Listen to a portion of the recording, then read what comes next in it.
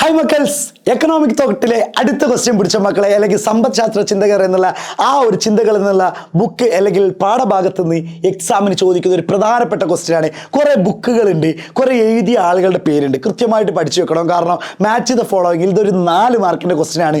എന്താണെന്ന് വെച്ച് കഴിഞ്ഞാൽ വൺ വേർഡും ചോദിക്കുക. അപ്പോൾ ടോട്ടൽ 5 മാർക്കാണ്. നിങ്ങൾ ഈ ഒരു ടോപ്പിക്ക് പഠിച്ചു കഴിഞ്ഞാൽ വളരെ 4 മിനിറ്റ് കൊണ്ട് 5ഉം 6 മാർക്ക് സ്കോർ ചെയ്യുന്ന ഒരു ടോപ്പിക്കാണ് ഇത്. നോക്കിയാണ് മക്കളെ, ഇയാൾ ആരാണ്? ഈ മാണിക്കക്കല്ല് ആരാണ്? ഈ മാണിക്കക്കല്ല് മറ്റാരുമല്ല മക്കളെ. ഈ മാണിക്കക്കല്ല് ആരാണെന്ന് വെച്ച് കഴിഞ്ഞാൽ ആഡം സ്മിത്ത് ആണ്. ആഡം സ്മിത്തിൻ്റെ പഠിക്കുമ്പോൾ ഫാദർ ഓഫ് എക്കണോമി അല്ലെങ്കിൽ സമ്പദ്ശാസ്ത്രത്തിൻ്റെ പിതാവ്, സാമ്പത്തിക ശാസ്ത്രത്തിൻ്റെ പിതാവാണ് ആഡം സ്മിത്ത് എന്നുള്ളത് പഠിച്ചു വെക്കണേ. ആഡം സ്മിത്തിൻ്റെ ബുക്ക് ഏതാണെന്ന് വെച്ചാൽ nature and causes of the wealth of nation. അദ്ദേഹം ഒരു തിയറി, സിദ്ധാന്തം കൊണ്ടുവന്നു, ലേഷ്യർ ഫെയർ തിയറി.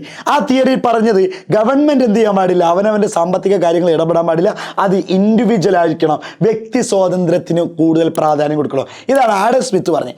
ഇനി കാൾ മാക്സ് പറയുന്ന കാര്യം, അദ്ദേഹത്തിൻ്റെ ബുക്ക് പഠിച്ചു വെക്കുക. അദ്ദേഹത്തിൻ്റെ ബുക്ക് ഏതായിരുന്നു?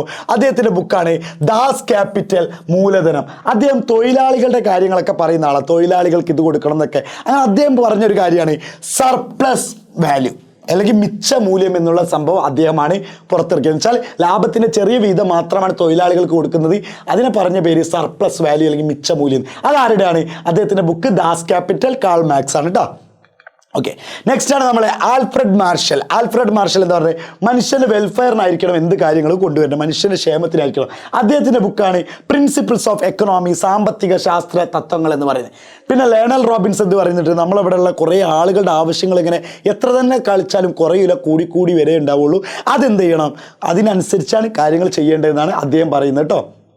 ഓക്കെ, പിന്നെ പോൾ സാമുവൽസന് ഒരു ഇതാണ്. പിന്നെ അതുപോലെ തന്നെ നമ്മൾ പറഞ്ഞാണ് ചാണക്യൻ്റെ അർത്ഥശാസ്ത്രം. ഏതായിരുന്നു? ചാണക്യൻ്റെ അർത്ഥശാസ്ത്രം, അതും ഒരു മെയിൻ സംഭവമാണ്. പിന്നെ നമ്മൾ പറഞ്ഞ ഗാന്ധിജിയുടെ എന്ത് ചെയ്യുക, ഡ്രെയിൻ തിയറി, ദാദാഭായ് നവറോജിയുടെ ഡ്രെയിൻ തിയറി, ചോർച്ച സിദ്ധാന്തം, അത് കൃത്യമായിട്ട് പഠിച്ചു വെക്കുക. പിന്നെ ഗാന്ധിയൻ എക്കണോമി, അതിൽ കൃത്യമായിട്ട് പഠിച്ചു വെക്കേണ്ടത് ഗാന്ധിയുടെ ബുക്കാണ് ഹിന്ദു സ്വരാജ് എന്നുള്ളത്. ഗാന്ധിയുടെ ബുക്കാണ് ഹിന്ദു സ്വരാജ്. അദ്ദേഹത്തിന് കൊണ്ടുവന്ന ഹിസ് ഐഡിയ ഓഫ് ട്രസ്റ്റ്ഷിപ്പ് എന്ന് പറഞ്ഞാൽ എന്തായിരുന്നു? അത് നമ്മുടെ നോൺ വയലൻസ് അല്ലെങ്കിൽ അങ്ങനത്തെ കാര്യങ്ങളാണ്. ഇതൊക്കെ കണ്ടോ, ഗാന്ധിയുടെ എന്ന മഹത്തായ ആശയ സമ്പദ്ശാസ്ത്ര രംഗത്ത് പുതിയ ചിന്തകൾക്ക് വഴി തെളിച്ചു എന്ന് പറയുന്നുണ്ട്. കാരണം എന്താ? ഗാന്ധിയുടെ ആശയങ്ങൾ ഗ്രാമീണ സമ്പദ് വ്യവസ്ഥയും ധാർമ്മിക മൂല്യങ്ങളും എപ്പോഴും എന്തായിരിക്കും, നമ്മൾ ചെയ്യുന്നതിൽ ഒരു ധാർമ്മികത ഉണ്ടാവണം, നന്മ ഉണ്ടാവണം, തിന്മ പാടില്ല. ഇതായിരുന്നു ഗാന്ധിജിയുടെ പ്രധാനപ്പെട്ട കാര്യങ്ങൾ. പിന്നെ നമ്മുടെ ഇന്ത്യയിൽ നോബൽ പ്രൈസ്, സാമ്പത്തിക ശാസ്ത്രത്തിന് നോബൽ പ്രൈസ് കിട്ടിയ ആളാണ് ആരെന്ന് പറയുന്നത്? അമർത്യാസെൻ. ആരെന്ന് പറയുന്നത്?